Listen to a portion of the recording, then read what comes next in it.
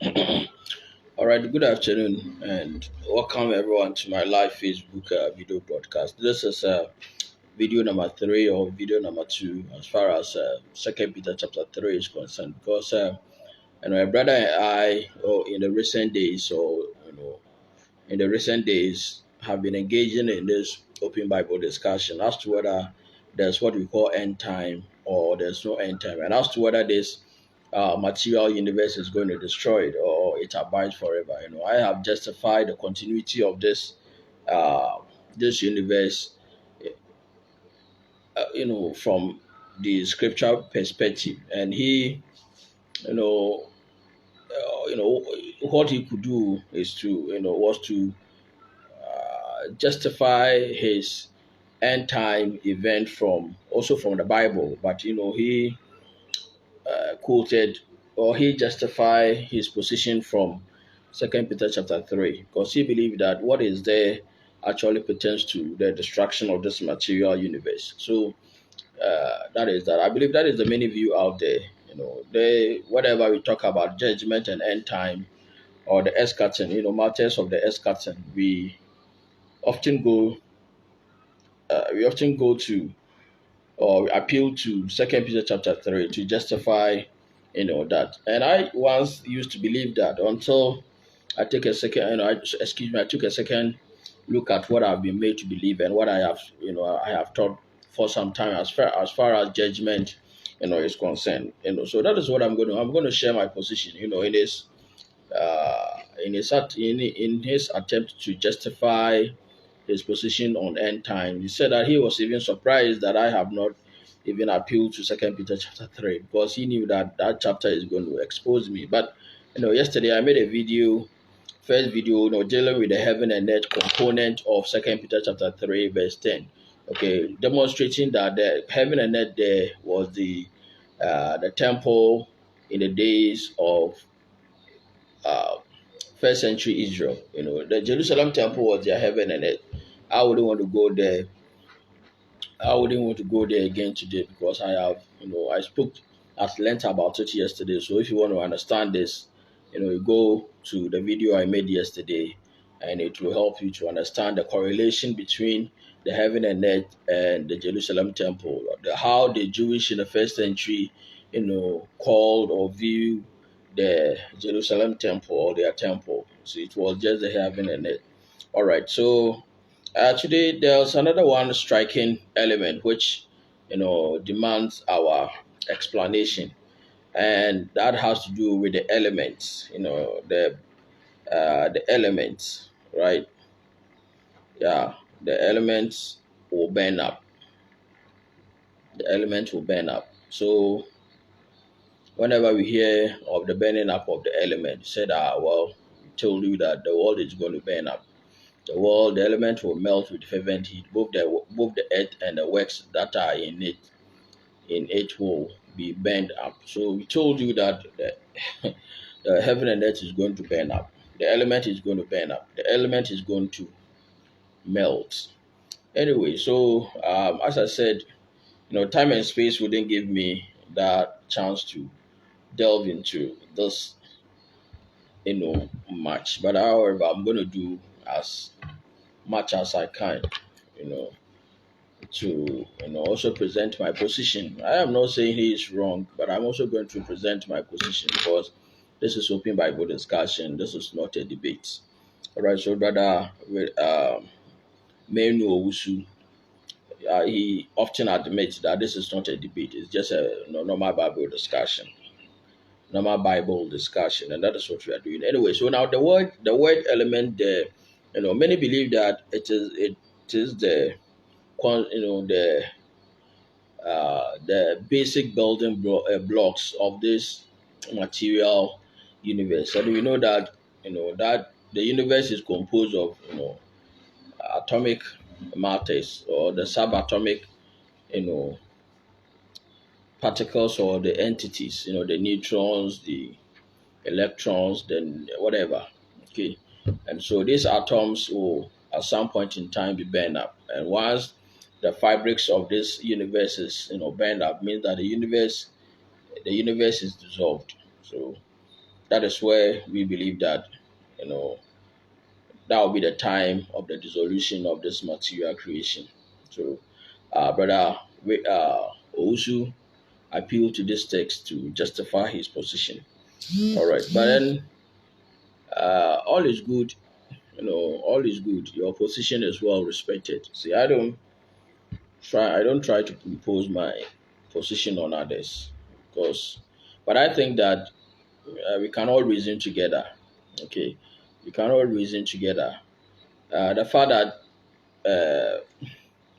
you have grown accustomed to a particular doctrine does not make it right, or the fact that everyone is saying that doesn't make it right or correct. So sometimes you just have to be sober and reconsider what you've been made to believe. So that's far as to whether they square up with scriptures, as to whether what we have been made to believe is actually what the Bible teaches. Because for it may detract from the reality of the scriptures. So that is what we are going to do now. Now the word there is stokia, or the stokion. The word element there is the word stokion, or the stokia.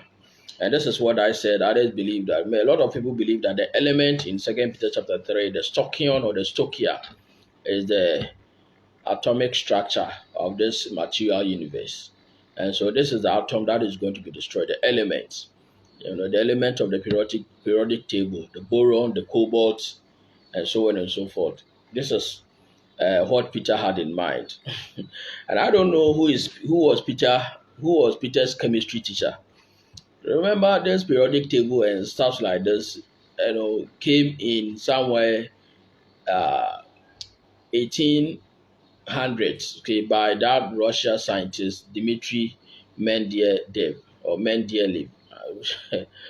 I believe that is the name. So until then, there was nothing called elements. No one knew what these first 20 elements are. Okay. Meanwhile, prior to that, Peter had spoken about the melting of the element. So what could be this element? You see, Peter wrote this letter to the dispersion of Israel. That is technically the 10 northern kingdoms. He wrote to them in order that they may, turn away from the evils of their way and be brought back to the land. That is, for salvation, because salvation belongs to them. Okay, so are the Jewish understand what what Peter meant when he said the element will melt? So they knew what the element is.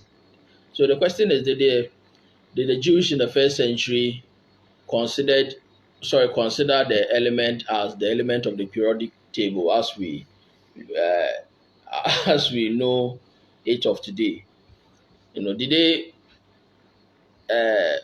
have in mind the melting of the cobalt, the beryllium, the magnesium, the calcium, copper, and so on and so forth? Is that what they are talking? Is that what they consider to be the element which will melt? See, this is the language barrier. Sometimes the language barrier try to create this problem for us. Okay, so we have to sometimes understand the original language to be able to make proper application or proper understanding of this. Peter did not write this letter to us today. Okay, he wrote it to the Jewish or the first who were scattered all over the world, in those days. So when they received this letter, they understood what Peter was, trying to say in terms of the melting of the elements, but they did not think Peter was talking about the element of the periodic table, or neutrons or protons or electrons or atomic structure or whatever. They, they, they knew nothing about this. Okay, so if you appeal to Second Peter chapter 3 verse 10, and you read of the element as being being the element of the periodic table, then there is definitely going to be a problem. Okay, then you quickly will come to mind that, oh well, see, uh, these are the elements that make up our universe, and they are going to be burned up. So definitely our world, the physical world, will surely be burned up. See, this is what sometimes they say. Surely, surely it is going to be the case. So they just don't care if, you know, whether this is exactly what the Bible teaches, or they are even wrong, or they are in error. They just don't care about the error. They believe that they are always right. And I think that is one of the problem, the church has. See, we tend to believe that we know it, or we know everything. Apart from Church of Christ, no one knows the Bible. Only we understand the Bible. I think that is the problem that we might have encountered. So we are not ready to give a listening ear to a differing view, because we believe that what we believe is final, is the final truth. We have monopoly over the truths.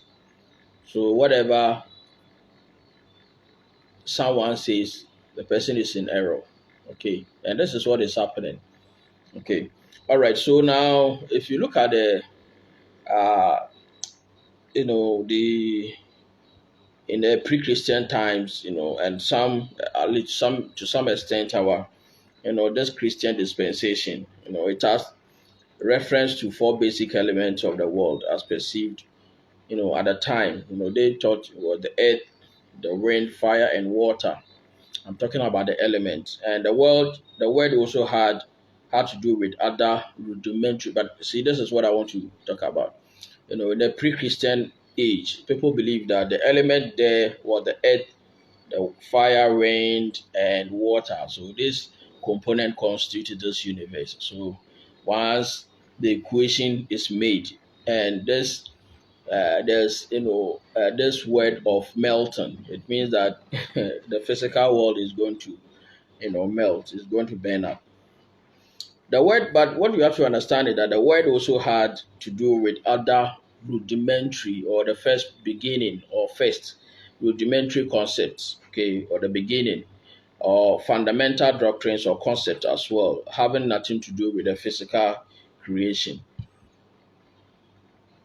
The fundamental doctrines, the concepts, and rudimentary concepts. You see, this is another meaning of the word stochia, or the word stochion. You know, so the rudimentary concept, fundamental doctrines, or the fundamental concepts. Okay, so in this case, this has nothing to do with the physical creation, and this is how the Bible uses the word. The Bible, use the word as being a concept, or fundamental principles, or fundamental doctrines, or rudimentary concept of something, of an event or a system. That is how the Bible uses the word stoichion. The Bible, the Bible did not use the word to mean, element of the periodic table: beryllium, copper, cobalt, magnesium, helium, lithium, and so on and so forth. In fact, I have forgotten, my chemistry, uh, my periodic table. I think we have the first 20 elements, the non-metals, the metalloids that occupies the middle of the,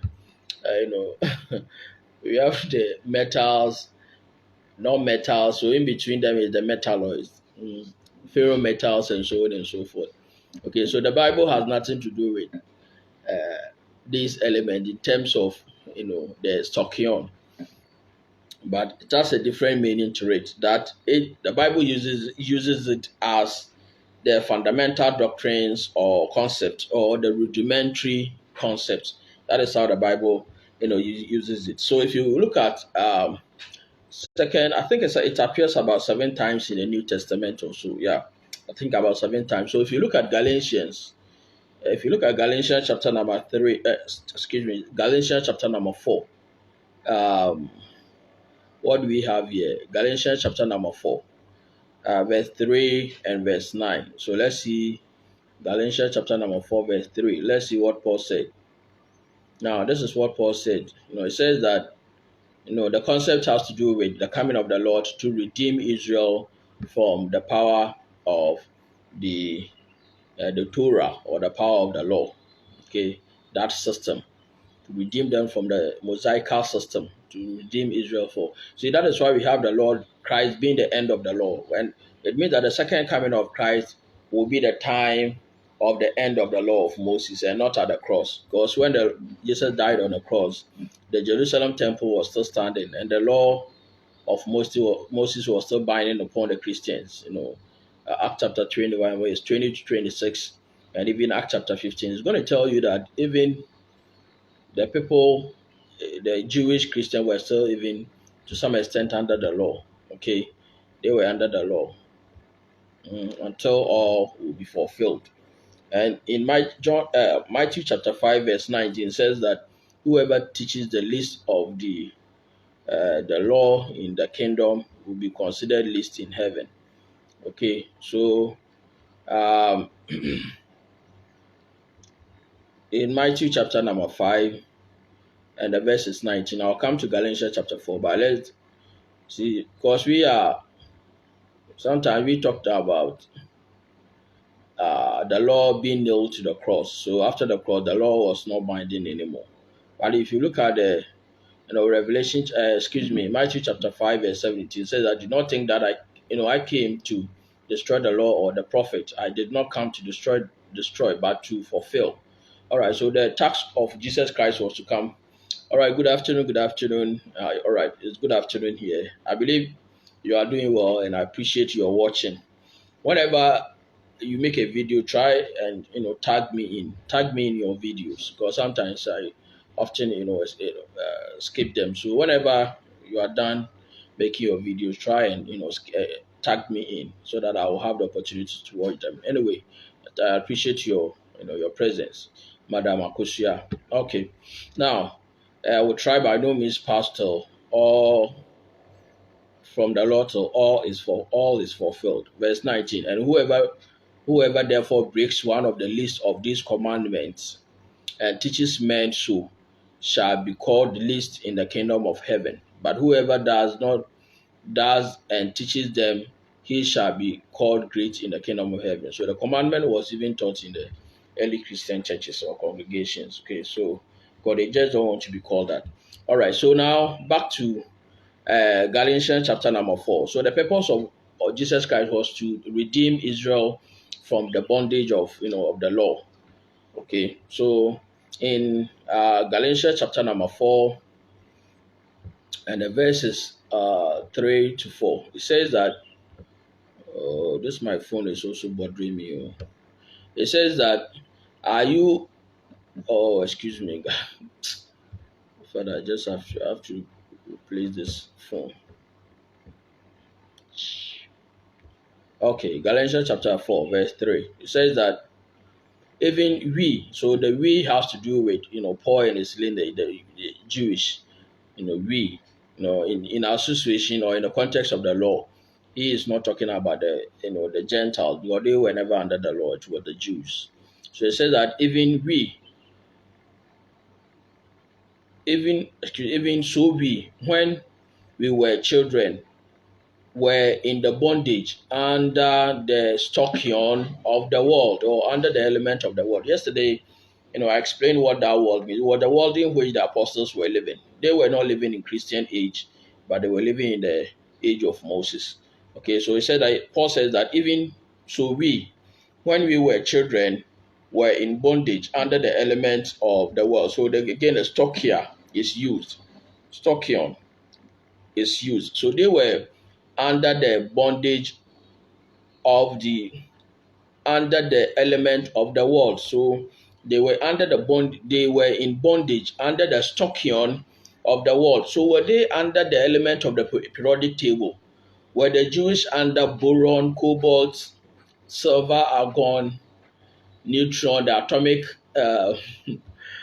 atomic structure, the subatomic structure, neutrons, protons, and so on and so forth? Were they under this?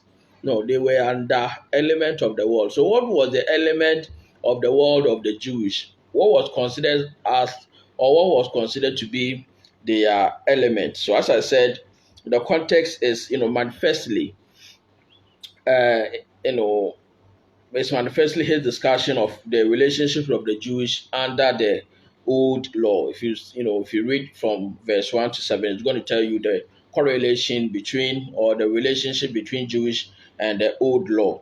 Okay, so Paul said that even we, when we were children, were in the bondage under the element of the world. So what element was that? Was it the stoicheion of the periodic table, element of the periodic table, or it's a different thing? See, sometimes we have to understand the original language, okay? Because I understand that the language barrier sometimes affect our hermeneutics and exegesis. Because at least assuming we were the Jewish in the first century, I think that we would have better understand what the element means as to whether it pertains to the periodic table or is something different. All right, so now if you read the verse 8, so let's go to the verse 8 and verse 9. There's now, so let's see what Jesus Christ came to do. He says that, but when the fullness of time, that is appointed time, Kairos, has come, God sent forth his son, born of a woman, born under the law. So now you see the correlation between the law and what the Jewish were under in terms of the element of the world.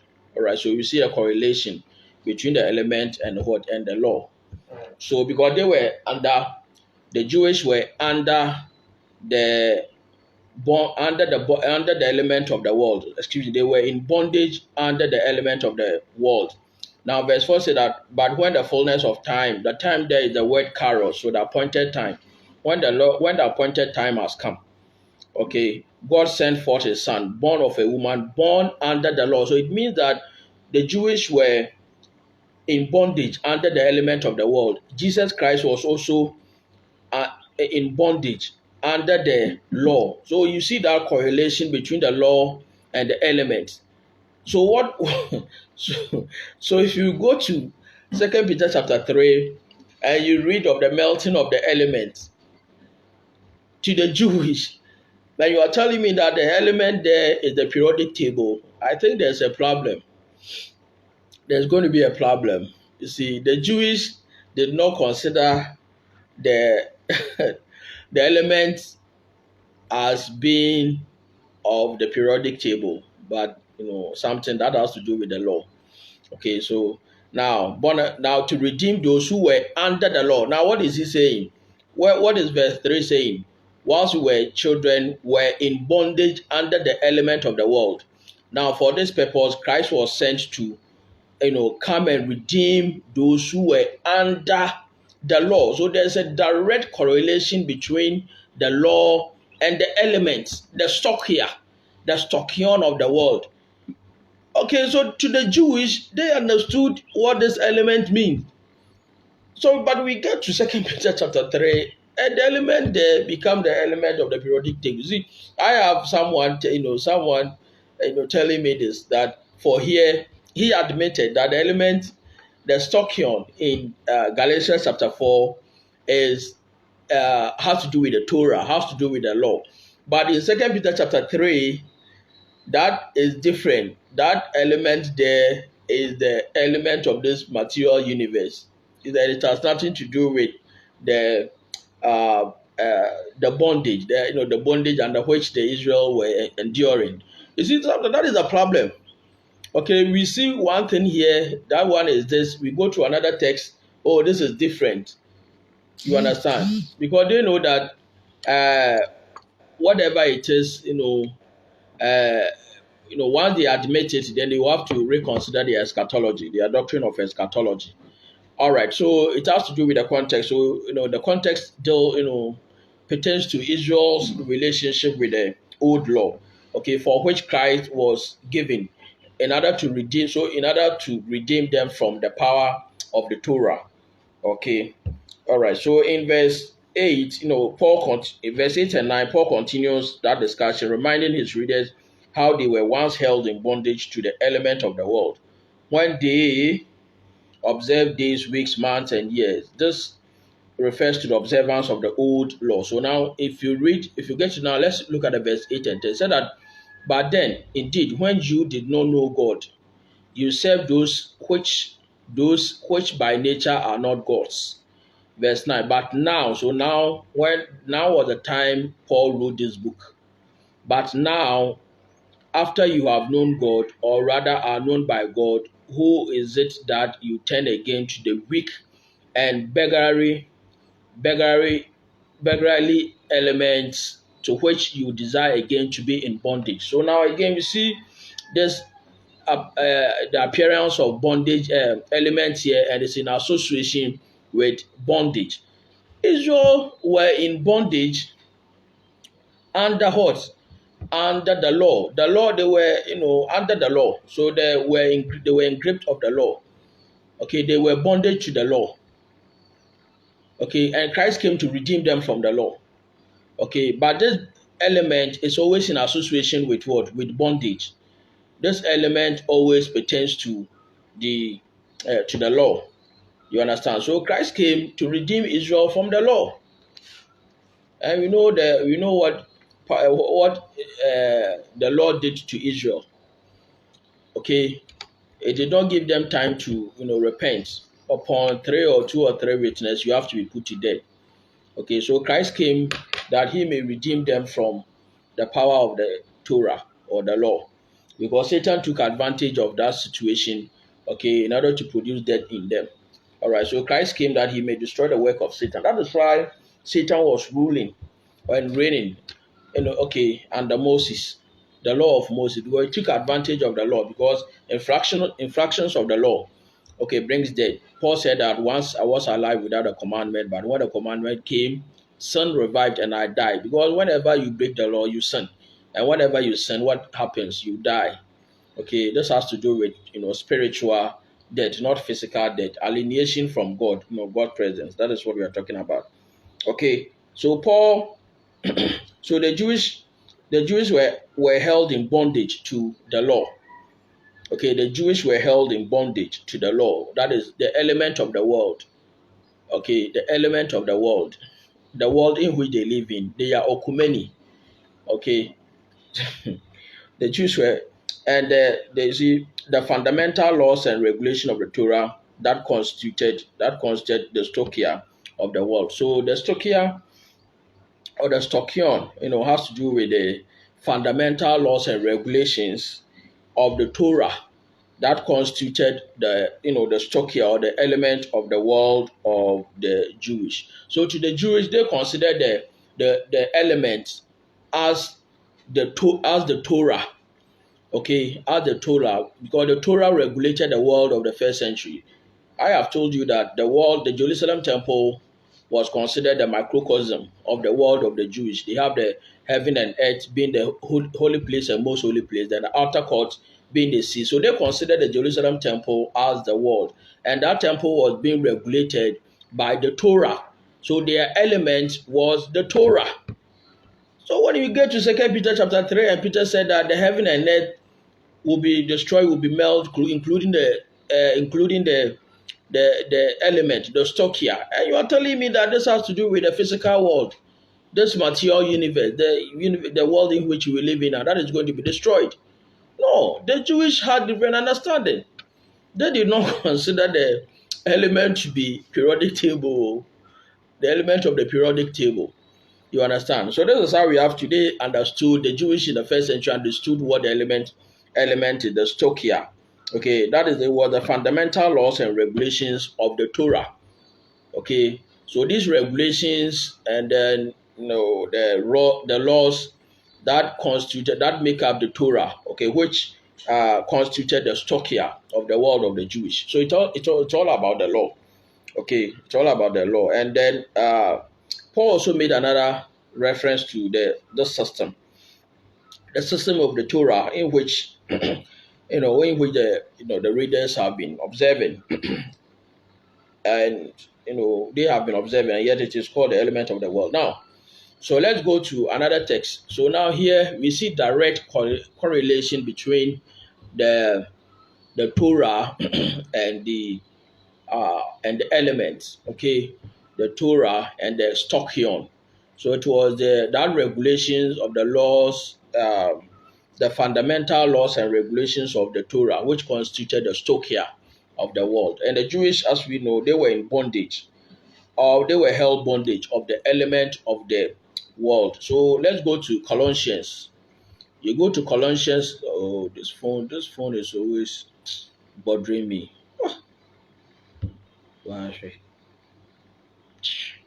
oh, okay, no problem. So we are going to Colossians chapter number 2, and we are going to start reading at verse 8. It said that beware lest anyone cheat you through philosophy and empty deceits, according to the tradition of men, according to the basic principles of the world, and not according to Christ. Now, the word basic principle is the word stokia or the word stokion, the element of the world. You understand the elements of the world. So it was Paul's, plead or Paul plead, pled with those who were Christians. Remember, earlier Paul had told them that they should not conform any longer to the standard of this age. That is Romans chapter 12. Okay, so because the form of that world was passing. Okay, and whoever that is 1 Corinthians 7:31, and whoever stand in the world appears as God's enemy. That is what John said in First John chapter 2. Okay, so that okumeni, that world of the first century, which was regulated by the Torah, which constituted the stokia or the stokion, the element of the world of the Jews, was passing away. Excuse me. So Paul appealed to his readers that they should be careful, lest they should be judged by the philosophy or the traditions of men according to the element of the world, according to the law. Remember what happened in Acts chapter 15. What happened after the Gentiles started coming to the faith? The certain people went to them and told them.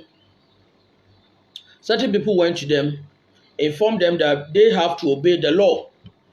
You remember, so that was what convened the Jerusalem, that council of Jerusalem, that meeting, okay, to deliberate and pass judgment on this issue as to whether the Gentiles, the faithful Gentiles, the Gentiles who have come to the faith, ought to obey the gospel, ought to, obey the what they call it, the Torah. You understand? So Paul had warned them that they should be on their guard. Remember what Jesus Christ also said concerning the tradition of men, that no one should spoil the gospel with their tradition. So Paul in Colossians chapter 2 verse 8 is also admonishing his readers, okay, not to be deceived by empty deceits according to the tradition of men and according to the basic principle of the world, or according to the stokia of the world. That is according to the Torah. Why? Because Torah was about to be destroyed, so that everlasting kingdom of our everlasting world of the Messiah will come. So they should be careful. They should be on their guard. Okay. So this is how we have to, understand this statement. So he said that what he has in mind are any teachings which would detract them from serving the Lord. Okay, I have made some notes here. Anything, I have made my notes here. Anything that would detract them from serving the Lord. So he was not concerned with atoms. When Paul admonished his readers not to be detracted or, by empty deceits, philosophies of men, what else?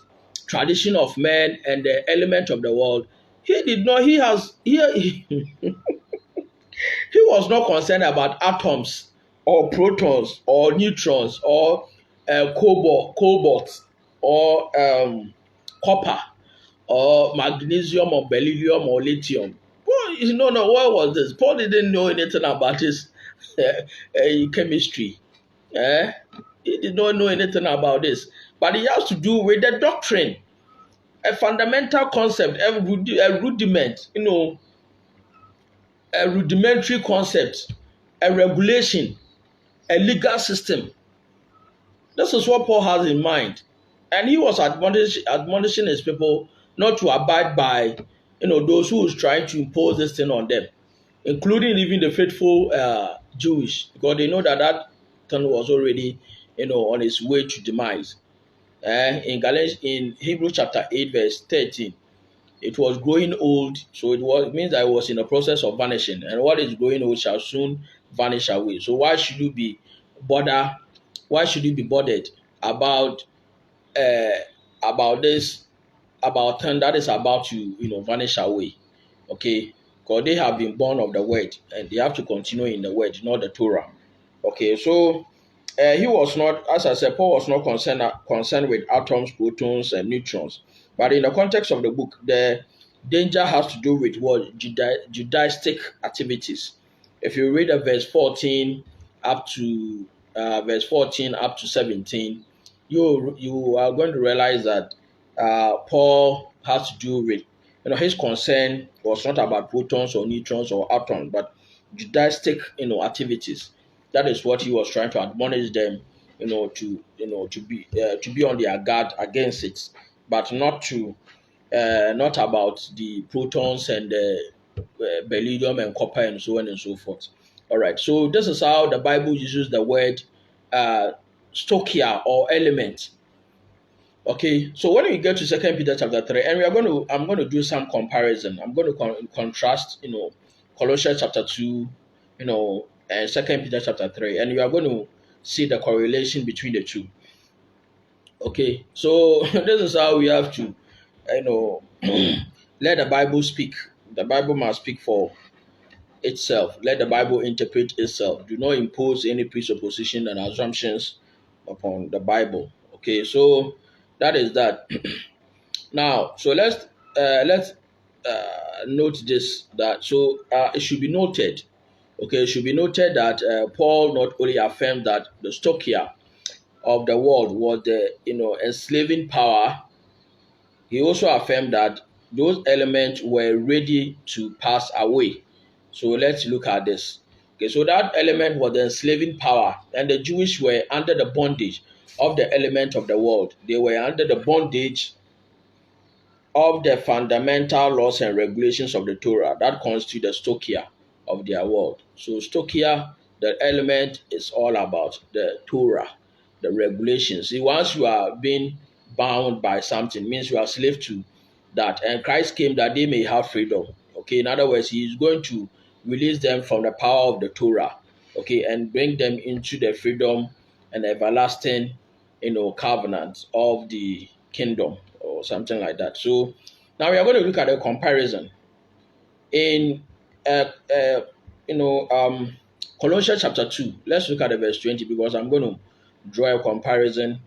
I'm going to add this to the comparison that I'm going to make with Second Peter chapter 3. So it said that therefore, if you die with Christ from the basic principles of the world, so the same elements, the same stoichia of the world, and you people are talking about atoms and neutrons and protons, water, fire, air. Is that what they died? He said that therefore, if you died with Christ from, now you see what is happening. From, I have done videos, talking about the nature of the death of Christ. It was called, departure from the law of Moses, because he himself was under it, as we read earlier. He was born by a woman, born under the law. So it means that he was also, subject to the law. He was enslaved by the law. However, he died of departure from from Moses into a new world. That is the kingdom age, or the world of the kingdom. Okay, so that is the kind of the death Christ died. In Luke chapter 19, verse 31, he said that Moses and Elijah, came to him and they spoke about his deceased.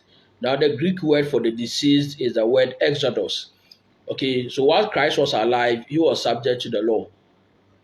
Okay, but when he died to the law, that he may set himself free from the law into a new world of liberty. Okay, I think, is it James chapter 2 verse 5 or something? It has to do with the liberty. It talks about the liberty. Okay, so this is what Christ came to do, And through this, Israel will look at it and they will also emancipate themselves from the law. Because when you are married to someone, you can only marry again after the demise of the demise of one. Okay, so long as the husband is alive, the woman cannot marry again. That is Romans chapter 7. Okay, so long as Christ lived, he was still married to the law. But when he died, he freed himself from the law and he can enter into marriage contract again with the church. So this is what is happening. So now if you look at the verse 20, it said that therefore, if you died with Christ, what is the dead Christ? That he died out of the old covenant system. He died out of the dead ones. While they were under the law, they were dead to the law. Okay, they were dead as a result of the law because they could not continue in the law without infraction. And whenever they break the law, sin revives and they die. Okay, so Christ, helped them, had sympathy with them. He died also under that system, that he arose to give them hope that by following his step, by dying to the law, that is baptism. They died to the law. Okay, they died through baptism and arose to walk in the newness of life in the kingdom.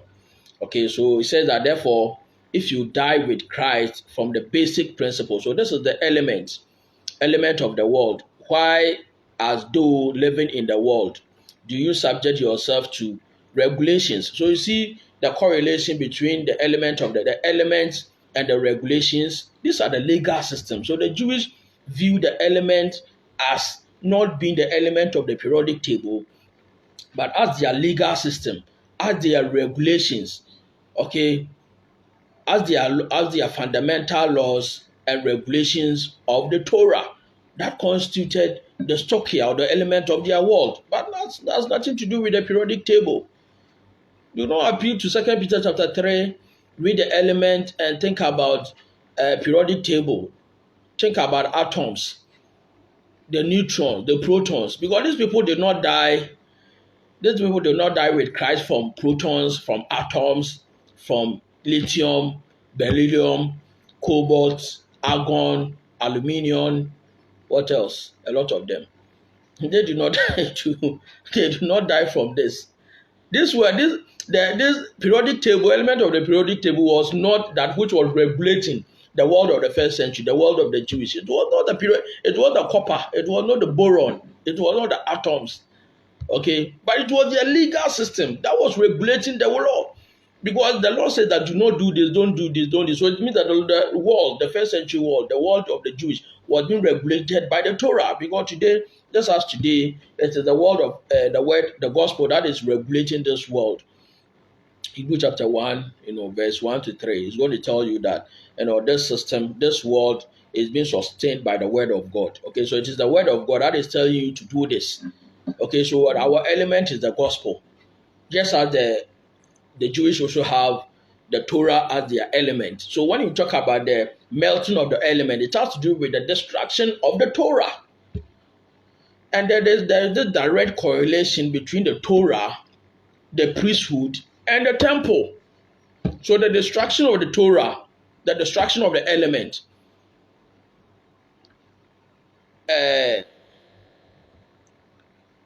there's a word I want to use. Destruction of the Torah invariably destroys the temple and invariably destroys the priesthood. You understand? That is why we have the heaven and earth being the temple in 2 Peter chapter 3 verse 10. The heavens and the work in the earth, the work there was the work of the Torah, the work of the law. Not the works as we see the work of man. No. That's why I sit in that. This is the work of man. This is not what it was talking about. It was talking about the work of the Torah, the works of the law. Everything will come to an end. Everything will be destroyed. So if you appeal to 2 Peter chapter 3 and think that the element there has to do with Master, excuse me. Anyway, so that is just all. That is there. So now let's do the comparison in in Colossians chapter 2 verse 20, as I just read. So the discussion it deals with the discussion of the person of the element. Okay, the person of the element. It says that therefore, if you died with Christ from the basic principles of the world, because that world was passing away. So they have died from what was passing away. Okay, when you die from something, that thing will not endure forever. Okay, but we know the gospel of Christ endures forever. It's an incorruptible seed of God that abides forever. First Peter chapter 1, verse 23, 24 following, and we have Matthew chapter 25, 24, verse 35.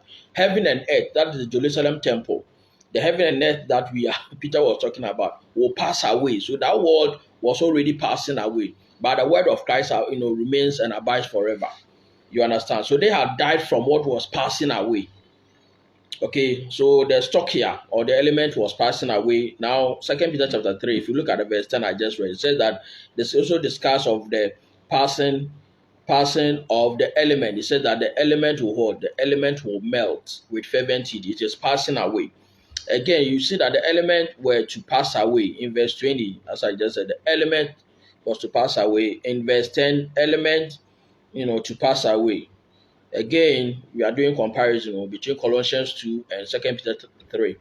Now, it uses the world, cosmos, to pass away. Verse 20 following. If you look at the 20, it said, do not touch, do not taste, do not handle, which all concern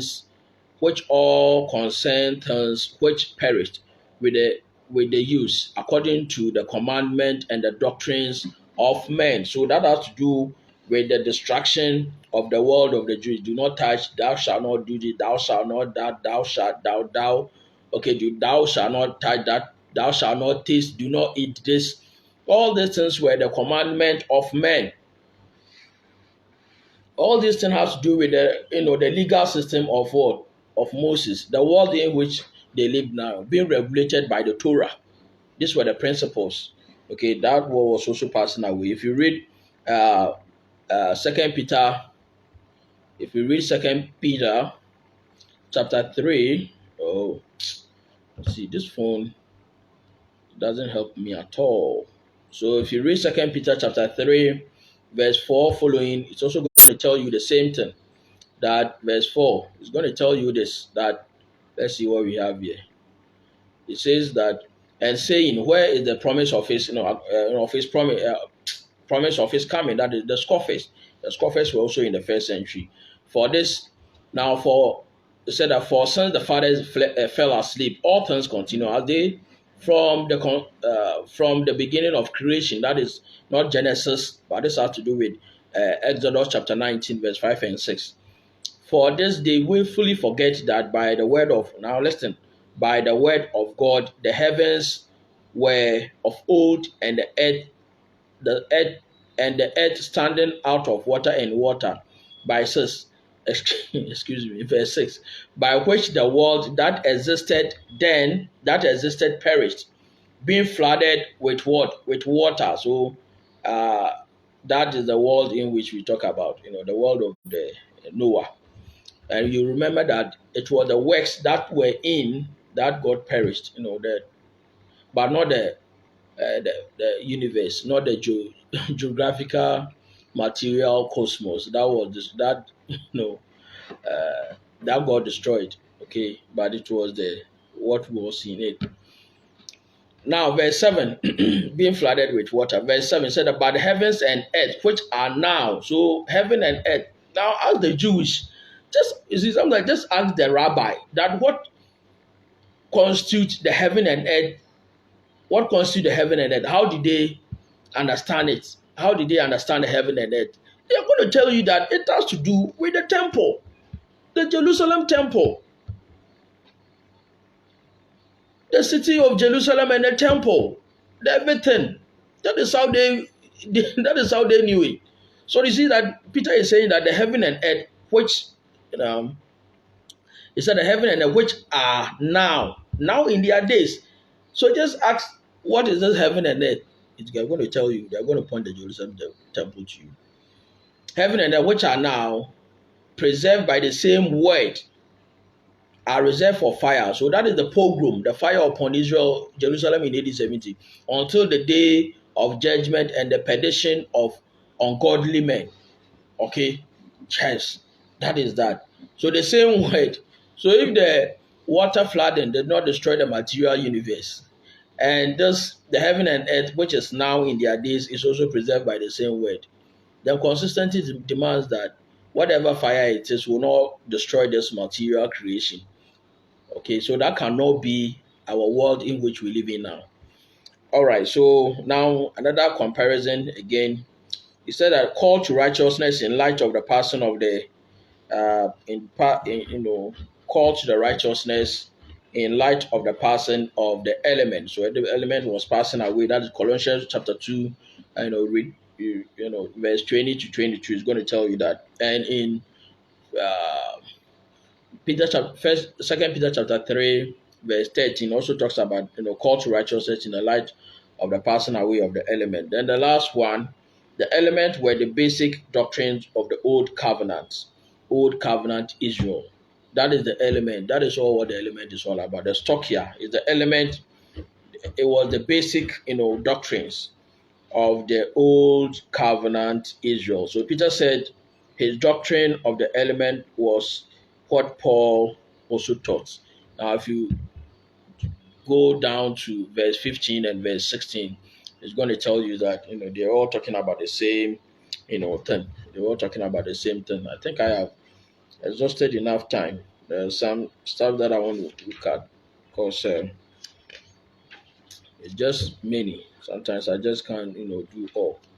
But I think in Second Peter chapter number um,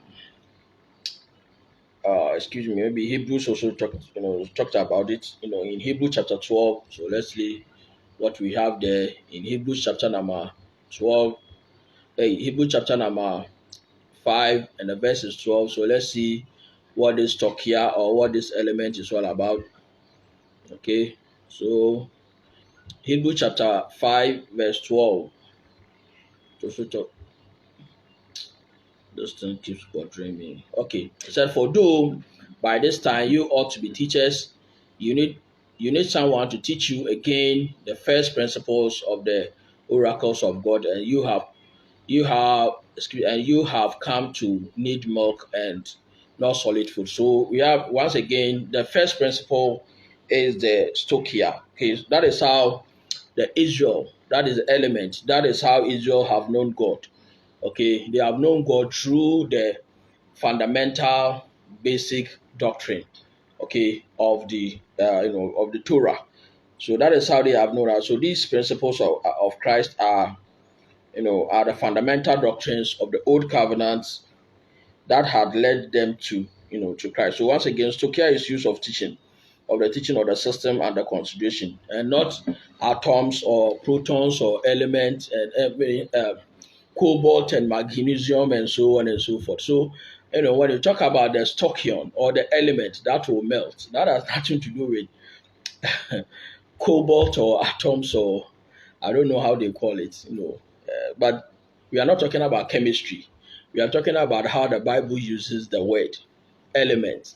Okay, so once we have understanding as to what constitute the element, then when we come to Second Peter chapter 3 verse 10, when we talk about the melting of the elements, it wouldn't come to mind that we are dealing with periodic table.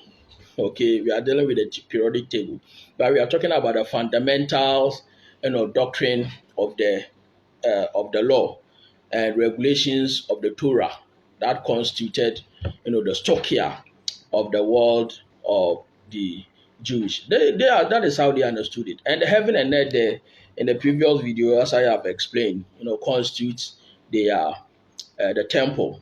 They knew that the heaven and earth was their temple, and it has nothing to do with the material universe or the material creation. I think there's another one that I want to look at. And so those those elements, because the heaven and earth of that old world was even passing, like as I said, it was in the process of passing away. In Hebrews chapter 8 verse 13, it was already on its way to demise. Okay, so that is how we have to understand what this uh, element is all about. There are a lot of them, but I think we cannot exhaust all of them. So as I said, the the other two times stokia is used in Second Peter chapter 3, verse 10 and verse 12. We have the stokia used in there. So let's see what is there, before we draw the curtains down. In Second Peter chapter number 3. But because we believe that the element is the element of the periodic table, the destruction of the elements has to do with the destruction of this world. But that is not the case. They did not consider the elements to be the periodic table, but a different thing altogether. Okay, so Second Peter chapter 3, and the verse is what? Uh, 10, So it says that, but the day of the Lord will come as a thief in the night, in which the heavens will pass away with a great noise, and the elements will melt with a fervent heat. Both the earth and the works that are in it will be burned up. Now, the work here is the work of the law. Okay, the works of the law. See, Jesus has, Paul has told them that, this is not by the law. You are not saved by the works of the law. See, so it was the law that is going to be destroyed. It talks about the destruction of the law. Verse 11, therefore, since all these things will be dissolved, what manner of person you ought to be in holy conduct and godliness. Verse 12, looking forward, he said, looking for and hastening the coming of the day of the Lord. Now, they were hastening, okay, they were hastening the coming of the day of the Lord, because of which the heavens will be dissolved, being on fire, and the element, now that is Stokia, that is the law, the Torah, will melt with fervent what? Heat.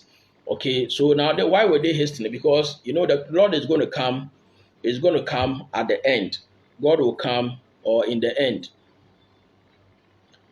And he will come at the end, right? He was already in the end, went, and he will come at the end. And we know the end will come after the gospel has been preached to the then known world. In Matthew chapter 24, verse 14. Okay, so they were hastening. Okay, the evangelism was going on, preaching was ongoing, they were suffering, and so on and so forth. But things were hastening, because they know that they have to hasten up, they have to do that, so that they will be able to accomplish that task of having to take the world to the then known world. They have to send the word to the then known world, and that condition was met in the first century. In the first century, the gospel had already preached to the to the whole world in the first century. Colossians 1, 5 and 6 and 13, and Romans chapter number 10 and verse 18, and Romans chapter 1, verse 5 and verse 8. So that condition was met. The Lord will come at the end, and for him to come, the gospel must be preached to the world. And Paul was living in the eschaton. He was living in the end. First Corinthians chapter 10, verse 11. He was living in the end, and he confirmed that indeed the word has been preached to all the then known world. So that was the hastening. So they were hastening, because that points to the eminency of the coming of the Lord. So we hastening. It says that hastening the coming of the Lord, because of which the heavens will be dissolved, being on fire, and the element, that is the Torah, the legal system of Israel, will melt with fervent heat. Okay, so that is that. I think that I'll come and deal with verse 13. Okay, I will come and deal with the verse 13, the promise. So where was this promise? And you see, that is where normally when it gets to Second Peter chapter 3, I even just don't want to talk about from verse 10 up to verse 12. I would want to start at verse 13, because understanding the verse 13 will help you to know what Peter talked about in verse 10 up to 12, because it was talking about new heaven and new earth. And what is the new heaven and new earth? It's the church. It's the church. It was a promise. And who spoke about this promise? Isaiah chapter 65 verse 17 following downwards, and Isaiah chapter 66 verse 21, 22, all relate to the new heaven and new earth. And the new heaven and new earth is the church. So that means that Second Peter chapter 3 verse 10 and verse 12 cannot be this physical world, because that system, okay, that fundamental system, that world of Jews must pass away for the new world to come, new messianic world to come. That is what Peter was talking about. That was the promise made to Israel. So they will have to live to experience the fulfillment of this promise. The new heaven and new earth, where dwell in righteousness. What did Galatians chapter 5 verse 5 says concerning the promise, concerning the righteousness? And what did Daniel chapter 9 verse 24 says concerning the promise, the righteousness? Where? In the kingdom. And Daniel chapter 9 verse 26, it ties that to the coming of the Lord. So once you're able to identify the new heaven and new earth as being the church, which is exactly what the Bible teaches, you realize that Peter did not have in mind the destruction of this material universe. But I'll get to it. I'm going to talk about this in the subsequent video. Okay, so the element there, the heaven and earth, the element there was the Torah, and the heaven and the earth there was the Jerusalem temple. So this is how the Jews, this is how they understood it mean, or that is how they understood it. They did not understand the element to be the periodic table, or protons or atoms or cobalt or whatever, but it was their legal system. Okay, it was their regulatory, system that regulated their world, the world in which they live in. All right, so I'm going to end here. And come your way some other time. Till we meet again, say bye bye to you all.